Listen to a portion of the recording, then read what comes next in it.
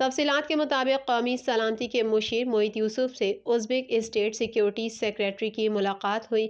ملاقات میں ازبکستان اور پاکستان کے درمیان علاقائی سلامتی کی صورتحال پر بات چیت کی گئی، جبکہ اقتصادی رابطے اور سیکیورٹی تعاون پر تبادلہ خیال کیا گیا۔ پاکستان اور ازبکستان نے سیکیورٹی کمیشن سے متعلق پروٹوکول پر دستخط کیے اور دونوں برادر ممالک نے دو طرفہ سمیت علاقائی سیکیورٹی تعاون بڑھانے کے عزم کا اظہار کیا۔ بعد ازاں پاکستان اور ازبکستان کے درمیان مشترکہ سیکیورٹی کمیشن کا تاریخی پہلا اجلاس ہوا۔ ازبک وفد کی قیادت لیفٹیننٹ جنرل مخمودوف اور پاکستانی وفد کی سربراہی مشیر قومی سلامتی ڈاکٹر محیط یوسف نے کی۔ یہ پروٹوکول باہمی دلچسپی کے وسیع پیمانے پر سلامتی سے متعلق امور کا احاطہ کرتا ہے اور پاکستان کے قومی سلامتی ڈویژن اور ازبکستان کی سلامتی کونسل کے درمیان ان کے متعلقہ سربراہوں کے درمیان رابطہ کاری کا طریقہ کار قائم کرتا ہے۔ افتتاحی سیشن کے دوران دونوں فریقین نے نئے بنائے گئے مشترکہ کمیشن کے مختلف پہلوؤں اور کمیشن کو مؤثر اور باہمی طور پر